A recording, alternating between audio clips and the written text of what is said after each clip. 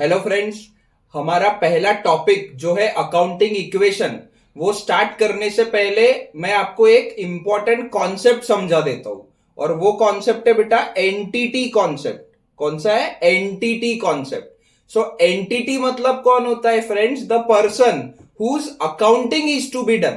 वो पर्सन जिसकी हमें अकाउंटिंग करनी है वो होता है हमारा एंटिटी। क्या बोला मैंने? वो पर्सन जिसकी हमें अकाउंटिंग करनी है वो होता है हमारा एंटिटी। तो मुझे बताओ, हम कोई डॉग, कैट या एनिमल की अकाउंटिंग करने वाले हैं क्या? नहीं करने वाले। कोई चिंपैंजी है, जैसे ये चिंपैंजी है, लैपटॉप लेके बैठ रहा है और सोचने का नाटक कर रहा है, एक्ट कर रहा है, तो क्या हम इस चिंपैंजी की अकाउंटिंग करेंगे क्या? नहीं करेंगे। हम किसकी अकाउंटिंग करेंगे? किसी एक पर्सन की अकाउंटिंग करेंगे। ठीक है। सो अब बेटा अकाउंट्स में बेसिकली दो टाइप के पर्सन होते हैं। एक होता है बेटा नेचुरल पर्सन और दूसरा होता है लीगल पर्सन। ठीक है। नेचुरल पर्सन और लीगल पर्सन। नेचुरल पर्सन मतलब कौन? जैसे कि Mr X Y Z, Mrs A B C, आप, मैं, जो भी ह्यूमन बींग्स है वो सब हो गए नेचुरल पर्सन। तो नेचुरल पर्सन मतलब ह्यूमन बींग्स। और लीगल पर्सन मतलब कौन? जैसे कि कोई बिजनेस हो गया, बैंक हो गया, कंपनी हो गया, गवर्नमेंट हो गया, म्यूनिसिपैलिटी हो गई, कोई मंदिर, मस्जिद, गुरुद्वारे का ट्रस्ट हो गया। तो ये सब क्या है? ये कोई नेचुरल पर्सन नहीं है, ह्यूमन बींग्स नहीं है, बट इनको लीगली एक पर्सन जैसा ट्रीट किया जाता है, इसलिए इनको लीगल पर्सन भी बोला जाता है। ठीक है। सो मुझे बताओ, अभी जो हम अकाउंटिंग सीख रहे हैं उसमें एंटिटी कौन है? हम किसकी अकाउंटिंग सीख रहे हैं बताओ? हम नेचुरल पर्सन की अकाउंटिंग सीख रहे हैं या लीगल पर्सन की अकाउंटिंग सीख रहे हैं? देखो, जो अकाउंटिंग हम सीख रहे हैं वो अप्लाई दोनों को इक्वली होने वाली है। नेचुरल पर्सन को भी और लीगल पर्सन को भी इक्वली अप्लाई होने वाले हैं सारे रूल्स, सारे प्रोसीजर जो भी हम अकाउंट्स में सीखने वाले हैं। बट बेटा फिलहाल हम जो अकाउंटिंग सीख रहे हैं वो सीख रहे हैं बिजनेस की। किसकी अकाउंटिंग सीख रहे हैं हम लोग? बिजनेस की अकाउंटिंग सीख रहे हैं। ठीक है। इसी को बिजनेस एंटिटी कॉन्सेप्ट भी बोला जाता है। क्यों? क्योंकि हमारा एंटिटी अभी कौन है? बिजनेस है। अब ये इंपॉर्टेंट क्यों है बताओ? एक एग्जांपल लेते हैं बेटा। मुझे बताओ, लोन ये एसेट रहेगा या लाइबिलिटी रहेगा? और फीस ये एक्सपेंस रहेगा या इनकम रहेगा? बताओ। लोन क्या रहेगा? एसेट मतलब रिसीवेबल, पैसा लेना बाकी है। लाइबिलिटी मतलब पेएबल, पैसा देना बाकी है। तो लोन क्या रहेगा? एसेट या लाइबिलिटी?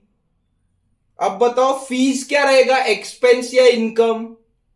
तो जनरली बेटा मुझे क्या आंसर मिलता है कि सर लोन ये लाइबिलिटी रहेगा और फीस ये एक्सपेंस रहेगा।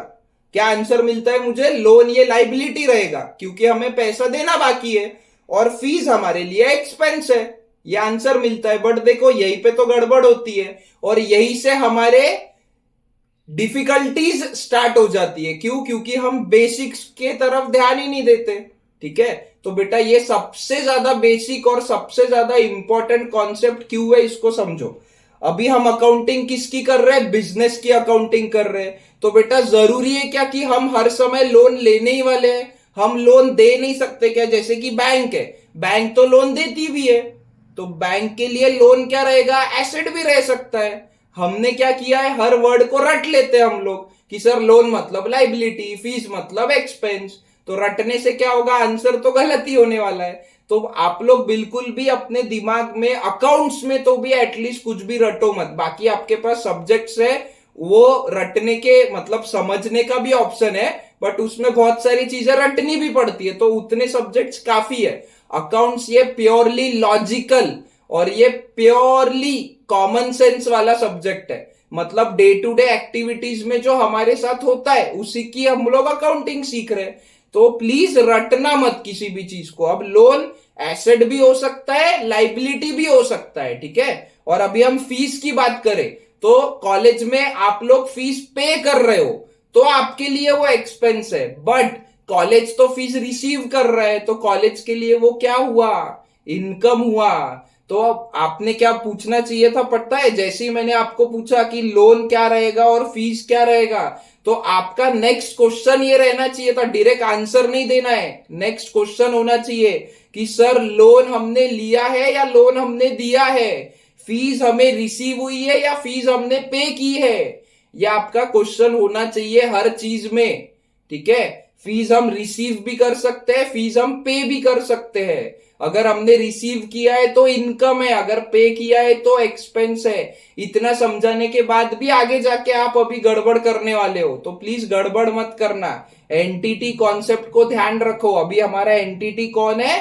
बिजनेस हमारा एंटिटी है, ठीक है। समझा? इतना सिंपल है।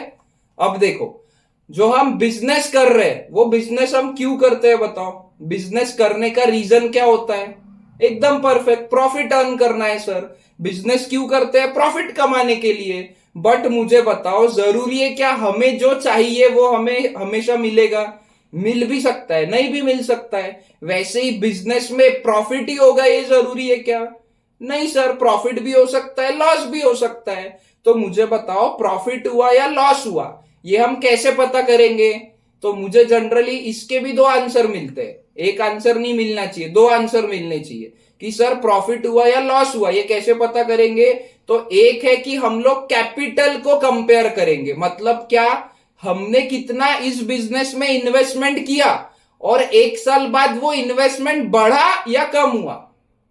मतलब हमने समझो इस बिजनेस में अगर 10 लाख रुपए इन्वेस्ट किया, तो 10 लाख रुपए का एक साल बाद अगर 12 लाख हुआ तो क्या होगा? हमें प्रॉफिट होगा। सिंपल है, 10 लाख का 12 लाख हो गया, मतलब 2 लाख का प्रॉफिट हुआ।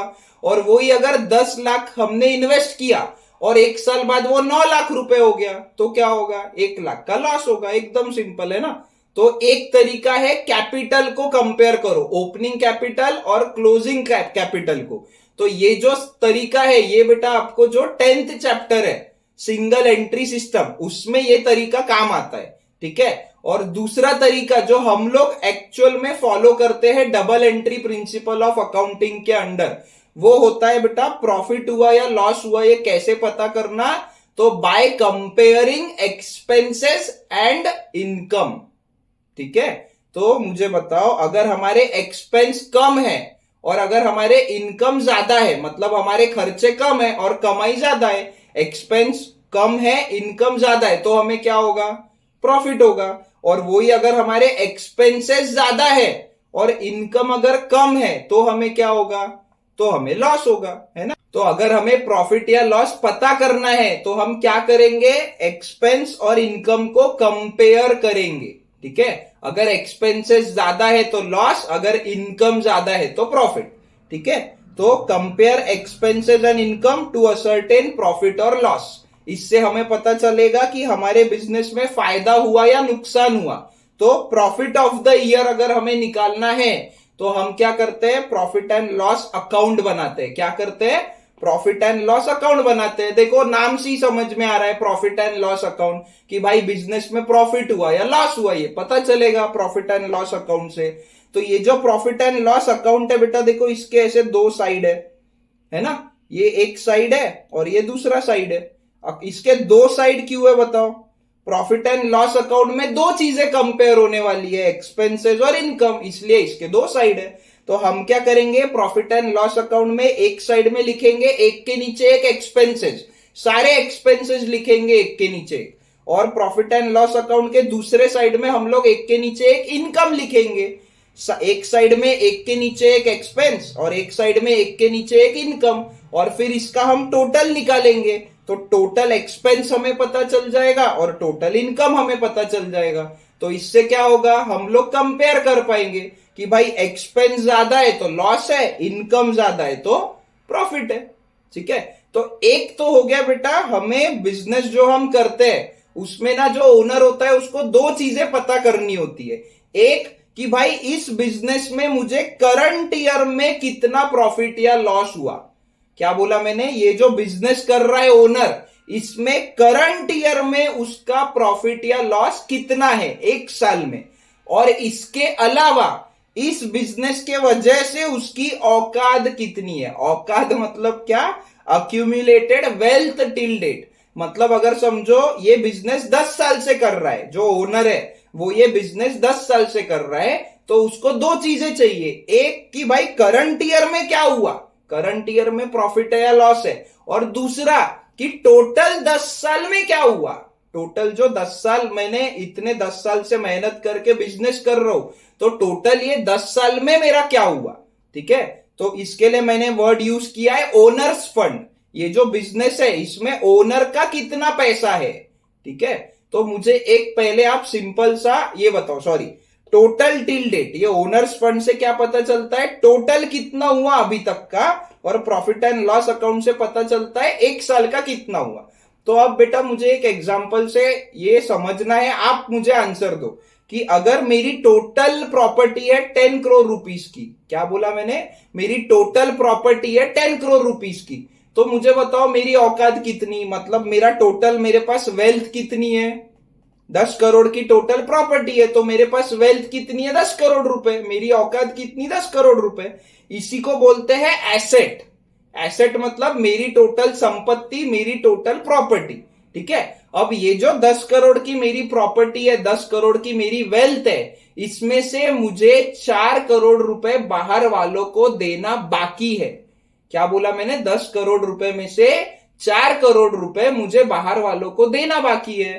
तो अब मेरी संपत्ति कितनी, ये 10 करोड़ रुपए जो है, इसमें से हमें जो बाहर वालों को 4 करोड़ रुपए देना बाकी है, वो हम क्या करेंगे, ऐड कर देंगे। क्या मतलब, मेरे पास प्रॉपर्टी है 10 करोड़ और 4 करोड़ मुझे इसमें से बाहर वालों को देना है, तो मेरे पास प्रॉपर्टी 14 करोड़ की हो जाएगी। क्या नहीं, कितनी की रहेगी, 6 करोड़ की। तो ये जो पेएबल होता है इसको बोलते हैं लाइबिलिटी।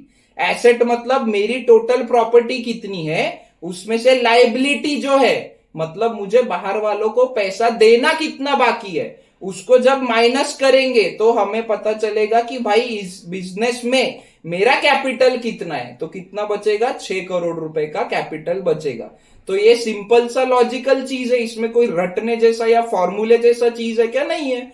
लेकिन हम क्या करते हैं, फॉर्मूले को याद रखते हैं। भाई ये लॉजिक याद रखो ना सिंपल सा, तो क्या रहेगा, asset minus liability is equal to capital.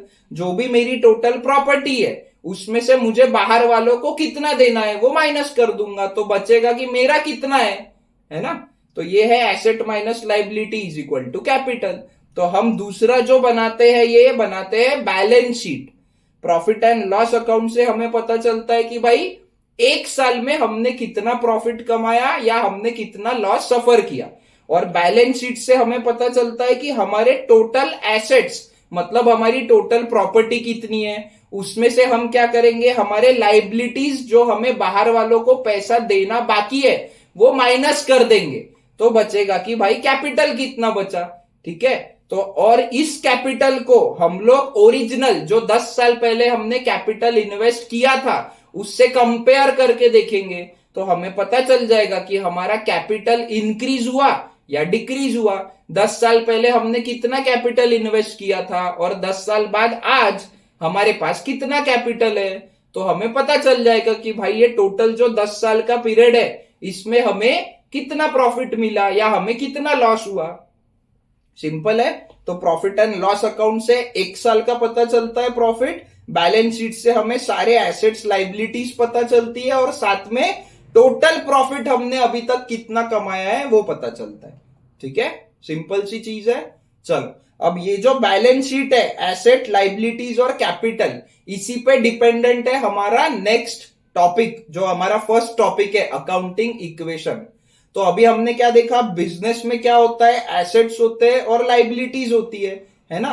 अब एसेट्स में भी बेटा 2 टाइप की प्रॉपर्टी होती है। एसेट मतलब क्या, प्रॉपर्टी। तो एक तो हो गया प्रॉपर्टी या फिर थिंग्स वी ओन, मतलब क्या, जैसे कि लैंड है, बिल्डिंग है, फैक्ट्री है, फर्नीचर है, कैश है, स्टॉक है, ये सब क्या हो गया, हमारा प्रॉपर्टी हो गया। ये है वस्तुएं, थिंग्स दैट वी ओन। ठीक है, तो इस पे हमारा राइट है, हमारे नाम पे है ये सारी चीजें, तो ये क्या हो गई, हमारी प्रॉपर्टी हो गई। और दूसरा होता है बेटा amount receivable from a person.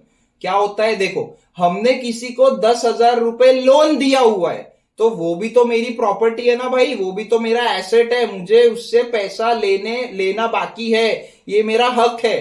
ठीक है, तो एसेट मतलब हमारा हक, हमारा राइट, हमारी प्रॉपर्टी। तो प्रॉपर्टी या तो कोई थिंग हो सकता है या तो कोई पर्सन से पैसा लेना बाकी है।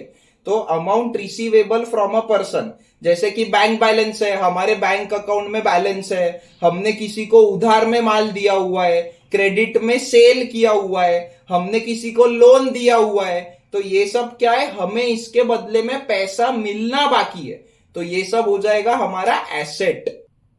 अब नेक्स्ट है बेटा अमाउंट पेएबल टू आउटसाइडर्स, हमें बाहर वालों को पैसा देना बाकी है, तो वो क्या है, हमारी लाइबिलिटी है। ठीक है, जैसे हमने समझो क्रेडिट परचेस किया है, उधार में माल खरीद के लाया है तो पैसा देना बाकी है, हमने बैंक से लोन लिया है तो पैसा देना बाकी है, हमने किसी और पर्सन से लोन लिया है तो पैसा देना बाकी है, तो ये सब हो गया पेएबल। और एसेट में से लाइबिलिटी माइनस करेंगे तो क्या बचेगा, ओनर का कैपिटल। ठीक है, मैंने यहां पे एग्जांपल लिया है जेठालाल का।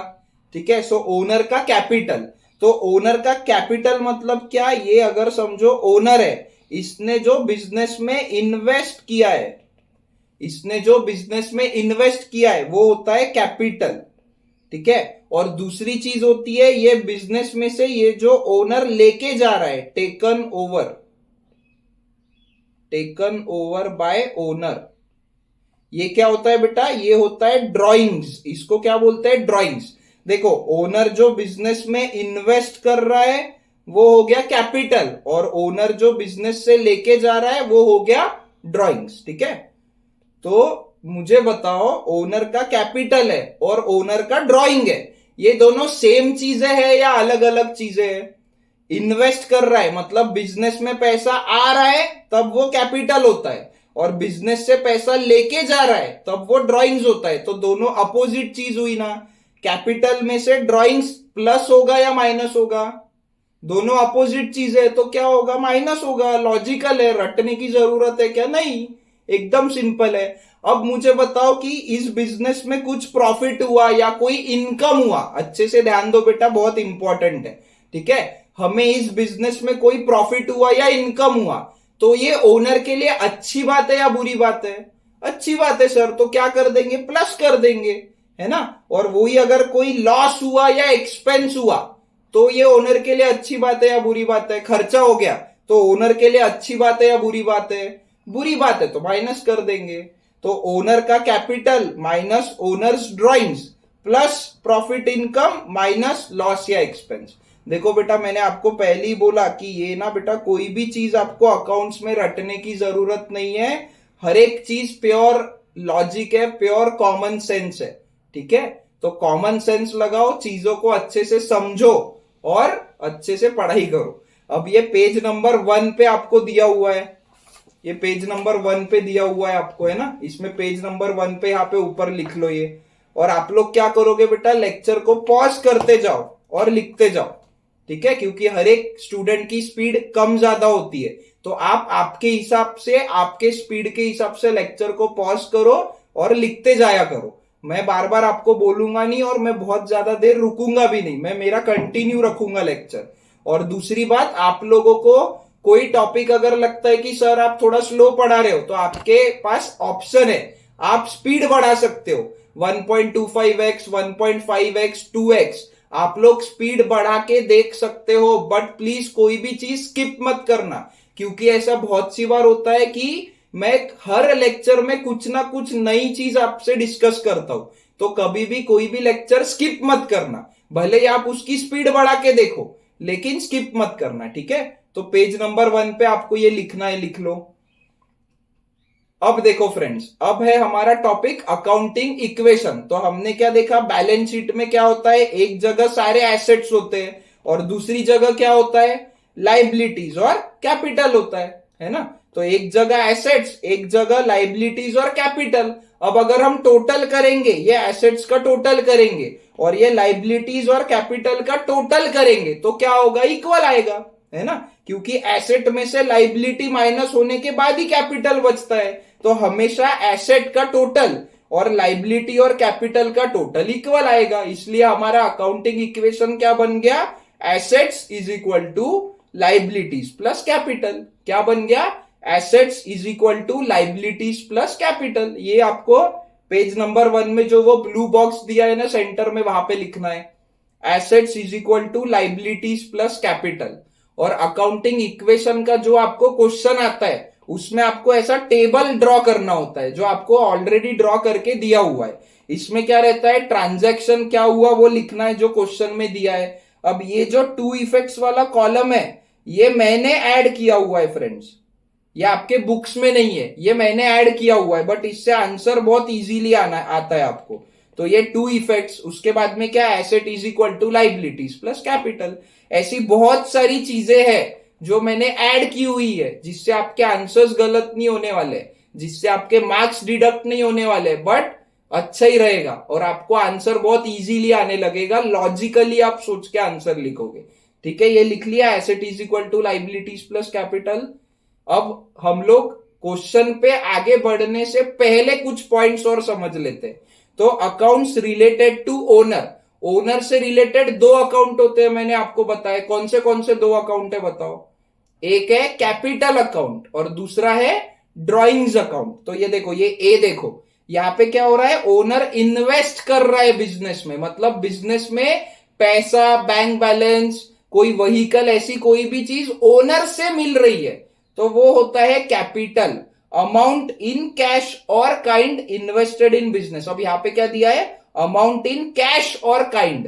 कैश मतलब या तो पूरा कैश दिया, या तो काइंड मतलब मोटर व्हीकल दिया, लैंड दिया, बिल्डिंग दिया, ओनर ने जो जो दिया जिसका हम फाइनेंशियल नेचर में अमाउंट निकाल सकते हैं। जैसे कि 10 लाख का ट्रक दिया, 50 लाख की लैंड दी, 1 करोड़ का बिल्डिंग दिया, जो भी चीज है उसकी हम वैल्यू निकाल सकते हैं। तो ओनर ने जो भी बिजनेस में इन्वेस्ट किया वो होता है कैपिटल।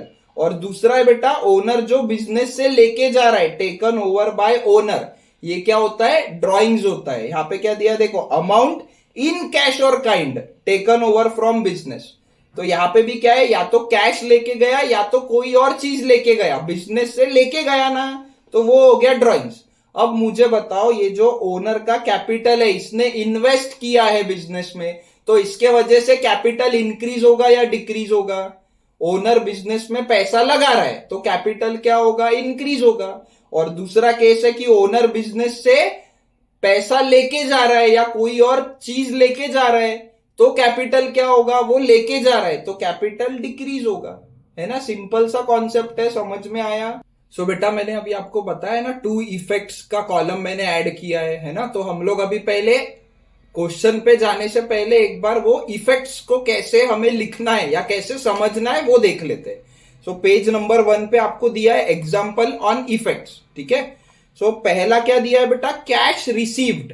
हमें कैश रिसीव हुआ तो सबसे पहली बात हमें क्या करना है, कैश ये हमारा एसेट है, लाइबिलिटी है या कैपिटल है, ये समझना है। तो मुझे बताओ, जो कैश है वो हमारे लिए क्या है, प्रॉपर्टी है हमारी, तो वो हमारा एसेट है। ठीक है, अब कैश रिसीव हुआ, कैश रिसीव हुआ मतलब कैश का बैलेंस बढ़ेगा या कम होगा? डेफिनेटली हमारे पास कैश आ रहा है मतलब हमारा कैश इंक्रीज होगा। तो कैश इंक्रीज होगा जब भी दिया है कैश रिसीव्ड, इसका मतलब क्या है कि हमारा एसेट इंक्रीज हो रहा है। ठीक है, तो आपको वो पेज नंबर 1 पे कैश का इमेज दिया है, उसके बाजू में ऐसा ऊपर का एरो देना है। ठीक है, कि हमारा कैश इंक्रीज हो रहा है, और उसके नीचे लिखना है, जो बॉक्स दिया है व्हाइट कलर का उसमें लिखना है कैश रिसीव्ड के नीचे हमारा एसेट इंक्रीज हो रहा है। ठीक है, उसके बाद में नेक्स्ट दिया है बेटा कैश पेड। हमने कैश पे किया तो हमारा कैश इंक्रीज होगा या डिक्रीज होगा बताओ? कैश का बैलेंस क्या हो गया, डिक्रीज होगा। ऐसा तो वहां पे लिख दो, एरो दे दो, कैश का जो इमेज दिया है उसके बाजू में ऐसा नीचे का एरो दे दो। अभी कैश पेड है, कैश हमारे लिए एसेट है और वो बढ़ रहा है या कम हो रहा है, कम हो रहा है। तो नीचे जो वहां पे कैश पेड के नीचे व्हाइट बॉक्स दिया है वहां पे लिख दो एसेट डिक्रीज हो रहा है, कम हो रहा है, तो एसेट लिखो और नीचे का एरो दे दो। ठीक है, अब वैसा ही उसके बाद क्या दिया है, अमाउंट रिसीव्ड इन बैंक। हमारे बैंक में पैसा जमा हुआ, हमारे बैंक में पैसा रिसीव हुआ, तो हमारा बैंक बैलेंस इंक्रीज होगा या डिक्रीज होगा? बैंक में पैसा आ रहा है तो बैंक बैलेंस क्या होगा, इंक्रीज होगा। अब बैंक में पैसा जमा हो रहा है तो वो हमारे लिए क्या है, प्रॉपर्टी है, हमारा एसेट है, तो यहां पे भी क्या होगा, एसेट इंक्रीज हो जाएगा। इसके बाद दिया है अमाउंट पेड फ्रॉम बैंक। हमारे बैंक से हमने पेमेंट किया तो बैंक बैलेंस इंक्रीज होगा या डिक्रीज होगा? हमारे बैंक से पैसा पे हो रहा है, मतलब बैंक बैलेंस डिक्रीज होगा। तो बैंक के इमेज के बाजू में ऐसा नीचे का एरो दे दो और यहां पे क्या लिखेंगे बताओ? बैंक हमारा एसेट है, क्योंकि बैंक में हमारा पैसा जमा किया हुआ है ना? तो हमारी प्रॉपर्टी है, वो हमारा एसेट है, रिसीवेबल फ्रॉम बैंक है। तो हमारा बैंक बैलेंस कम हो रहा है, तो हमारा एसेट कम हो रहा है। ठीक है, सिंपल है। अब आ जाओ बेटा पेज नंबर 2 पे। ये आपको लिखते जाना है, अगर मेरी स्पीड ज्यादा हो रही है तो पॉज करके लिखते जाओ, ठीक है? उसके बाद दिया है बेटा इन्वेस्टमेंट इन बिजनेस। अब बिजनेस में कौन इन्वेस्ट करेगा? ओनर इन्वेस्ट करेगा। मतलब यहां पे कौन आ गया? ओनर का कैपिटल आ गया। या फिर हमें कोई इनकम हुआ या प्रॉफिट हुआ, ठीक है, कोई इनकम हुआ या कोई प्रॉफिट हुआ, तो यहां पे क्या होगा? ओनर का कैपिटल बढ़ेगा या कम होगा? एक तो या तो उसने बिजनेस में पैसा लगाया, या तो बिजनेस में इनकम हुआ, बिजनेस में प्रॉफिट हुआ, तो ओनर का बैलेंस इंक्रीज होगा। मतलब क्या इंक्रीज होगा? ओनर क्या है? एसेट है, लाइबिलिटी है या कैपिटल है? कैपिटल है। तो जब भी इन्वेस्टमेंट इन बिजनेस है, इनकम है या प्रॉफिट है, तब क्या होगा बेटा? ओनर का कैपिटल इंक्रीज होगा। ठीक है, और उसी के जगह पे अगर विथड्रॉन फ्रॉम बिजनेस है, विथड्रॉन फ्रॉम बिजनेस मतलब ओनर बिजनेस में से लेके गया, या फिर कोई एक्सपेंस हुआ या लॉस हुआ, ठीक है, तो ओनर का बैलेंस बढ़ेगा या कम होगा? कम होगा, डिक्रीज होगा। मतलब ओनर का कैपिटल डिक्रीज हो जाएगा। ठीक है, सिंपल है ना बेटा एकदम। नेक्स्ट दिया है रिसीव्ड इंटरेस्ट या फिर रिसीव्ड कमीशन। हमें इंटरेस्ट मिला, हमें कमीशन मिला, मतलब ओनर के लिए अच्छी बात है या बुरी बात है? इनकम है या एक्सपेंस है? ये रिसीव्ड इंटरेस्ट, रिसीव्ड कमीशन, ये हमारे लिए इनकम है। इनकम है तो ओनर के लिए अच्छी बात है, तो ओनर का कैपिटल इंक्रीज हो जाएगा। तो यहां पे हम लिख देंगे कि बॉस इसका कैपिटल इंक्रीज हो गया। और वही अगर दिया है paid salary, wages, electricity, telephone bill, ये सब दिया है, तो ये ओनर के लिए क्या है? एक्सपेंस है। या फिर दिया है लॉस बाय फायर और थेफ्ट, लॉस हो गया बिजनेस में किसी चीज के वजह से, आग लगने के वजह से, चोरी होने के वजह से, तो ये सब जो चीजें है वो ओनर के लिए अच्छी बात है या बुरी बात है? बुरी बात है, एकदम कॉमन सेंस है। तो ओनर का कैपिटल डिक्रीज हो जाएगा। तो यहां पे लिखना है आपको कैपिटल रिड्यूस हो जाएगा। ठीक है, लिख लिया इतना? चलो, अब नेक्स्ट क्या दिया है बेटा? Purchased on credit from Miss Rani. Miss Rani से हमने उधार पे माल खरीदा। ठीक है, और यहां पे रानी के बारे में, वहां पे इमेज कौन सा दिया है बुक में? रानी का इमेज दिया है। तो रानी के बारे में सोच के बताओ। हमने रानी से उधार में माल खरीदा। हम कौन है? बिजनेस। आपको बेटा हर चीज बिजनेस के पॉइंट ऑफ व्यू से सोचना है। तो रानी से हमने उधार में गुड्स खरीदा, बदले में पैसा देना बाकी है। बदले में क्या है? पेएबल है, पैसा नहीं दिया। यहां पे लिखा है हमने क्रेडिट में खरीदा, उधार में खरीदा, तो पैसा देना बाकी है। मतलब ये क्या हुआ? किसी पर्सन को जब पैसा देना बाकी होता है, पेएबल होता है, तब वो हमारी लाइबिलिटी होती है। और ये इसका रानी का बैलेंस इंक्रीज हो रहा है। क्यों? क्योंकि रानी से उधार में खरीदा, मतलब उसको पैसा देना बाकी है, तो हमारी लाइबिलिटी इंक्रीज हो जाएगी। समझ में आया क्या ये बात? कि हमने रानी से उधार में माल खरीदा, मतलब हमको पैसा देना बाकी है, तो हमारी लाइबिलिटी इंक्रीज हो गई। और हमें हर चीज को बिजनेस के पॉइंट ऑफ व्यू से सोचना है। अब इसी का दूसरा दिया है sold on credit to Mister Raja. अभी रानी से उधार में खरीदा और राजा को उधार में बेच दिया। ठीक है, तो राजा के बारे में सोचो कि राजा को हमने उधार में माल बेचा, मतलब उससे पैसा लेना बाकी है, तो रिसीवेबल हुआ या पेएबल हुआ? रिसीवेबल हुआ। रिसीवेबल हुआ मतलब राजा का बैलेंस बढ़ेगा, और अभी उससे पैसा लेना बाकी है, तो वो हमारा एसेट हुआ या लाइबिलिटी हुआ? वो हमारा एसेट हुआ। तो हमारा एसेट इंक्रीज होगा इस केस में। ठीक है, नेक्स्ट दिया है बेटा परचेस्ड कंप्यूटर। हमने कंप्यूटर खरीदा और हमें अभी कंप्यूटर के बारे में सोचना है। तो कंप्यूटर खरीदा, तो कंप्यूटर का बैलेंस बढ़ेगा या कम होगा? बढ़ेगा। और हमने कंप्यूटर खरीदा, कंप्यूटर हमारी प्रॉपर्टी है, हमारा एसेट है, और अभी हम किसी एसेट को खरीद के ला रहे हैं, तो क्या होगा? हमारा एसेट इंक्रीज हो जाएगा। उसके बाद में है बेटा सोल्ड फर्नीचर, हमने फर्नीचर बेचा, हमने फर्नीचर बेचा। ठीक है, तो फर्नीचर का बैलेंस बढ़ेगा या कम होगा? फर्नीचर हमारे पास से जा रहा है तो फर्नीचर का बैलेंस कम हो जाएगा। ठीक है, और फर्नीचर हमारे लिए क्या है? हमारी प्रॉपर्टी है, मतलब एसेट है, और हम हमारे एसेट को बेच रहे हैं तो क्या होगा? एसेट रिड्यूस हो जाएगा। ठीक है, सिंपल है ना, एकदम ही लॉजिकल है ना, इसमें कुछ भी रटने जैसा या नहीं समझने जैसा कुछ नहीं है, एकदम ही सिंपल कॉन्सेप्ट है। उसके बाद है बेटा परचेज गुड्स, हमने गुड्स खरीद के लाया तो हमारा गुड्स बढ़ेगा या कम होगा? गुड्स हमारा बढ़ जाएगा, हमारा स्टॉक इंक्रीज हो जाएगा। फिलहाल के लिए गुड्स ये हमारा एसेट है, मैंने क्या बोला? फिलहाल के लिए गुड्स ये हमारा एसेट है। ठीक है, तो हमने गुड्स खरीदा तो हमारा एसेट इंक्रीज हो जाएगा। इसके बाद में बेटा सोल्ड गुड्स, हमने गुड्स बेचा, गुड्स बेचा तो गुड्स मतलब स्टॉक बढ़ेगा या कम होगा? बताओ। हमने बेचा मतलब हमारा स्टॉक रिड्यूस हो जाएगा, मतलब हमारा एसेट रिड्यूस हो जाएगा। ठीक है, और इसके बाद में है बेटा लोन टेकन, हमने किसी पर्सन से, हमने बैंक से लोन लिया है। अगर हमने लोन लिया है मतलब आगे जाके पैसा लेना बाकी है या आगे जाके पैसा देना बाकी है? ये हमारा एसेट है या लाइबिलिटी है? हमने लोन लिया है मतलब इसका बैलेंस इंक्रीज हो रहा है, इसको जो पैसा देना बाकी है वो इंक्रीज हो रहा है, मतलब हमारी लाइबिलिटी इंक्रीज हो जाएगी।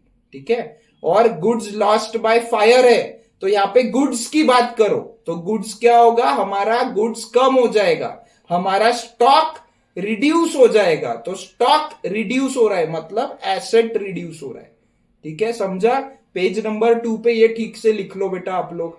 अब मुझे एक और क्वेश्चन है कि ये जो भी चीजें हैं ये तो मैंने आपको एक इफेक्ट बताया है, बट किसी भी ट्रांजैक्शन का या किसी भी इवेंट का एक ही इफेक्ट होने वाला है क्या? चलो हम लोग वो समझते हैं। तो will there only be one effect, एक ही इफेक्ट रहेगा क्या? तो एग्जांपल लेके समझते हैं। यहां पे दिया है परचेस्ड कंप्यूटर, हमने कंप्यूटर खरीदा। तो मुझे बताओ, हमने कंप्यूटर खरीदा तो हमने एसेट खरीदा, हमने कंप्यूटर का बैलेंस हमें इंक्रीज करना पड़ेगा या डिक्रीज करना पड़ेगा? हमने कंप्यूटर खरीदा मतलब हमारा एसेट इंक्रीज हो जाएगा, बट हमने कंप्यूटर खरीदा तो फ्री फोकट में मिल जाएगा क्या हमें? नहीं, हमें क्या करना पड़ेगा? पेमेंट भी करना पड़ेगा ना भाई, बिना पेमेंट किए मिलेगा क्या? तो हमने कंप्यूटर खरीदा, इसी का दूसरा इफेक्ट भी क्या रहेगा कि भाई हमने पेमेंट भी किया। हमने पेमेंट किया तो या तो हमारा कैश कम होगा या तो हमारा बैंक बैलेंस कम होगा। इसका मतलब क्या कि हमारा एसेट रिड्यूस हो जाएगा। तो जब भी दिया है कि परचेज कंप्यूटर तो उसके हमेशा दो इफेक्ट रहेंगे। एक रहेगा कि भाई कंप्यूटर नाम का एसेट बढ़ गया, दूसरा रहेगा कि भाई कैश या बैंक नाम का एसेट कम हो गया।